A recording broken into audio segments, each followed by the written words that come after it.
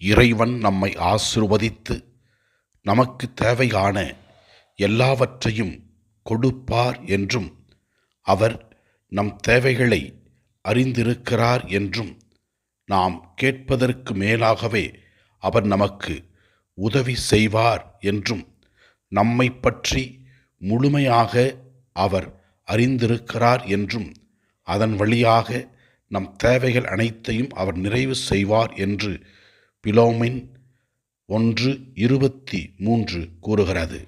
நாம் அதை ஜபமாக ஜபித்து ஆசீர்வாதத்தை பெற்றுக்கொள்வோம். நான் கேட்பதற்கு மேலாகவே நீர் செய்வீர் என்பது எனக்கு தெரியும் என்று இறை வார்த்தை கூறுகிறது. இந்நாள் வரையில் இறைவன் நமக்கு தேவையான எல்லாவற்றையும் அறிந்து உதவி செய்திருக்கிறார்.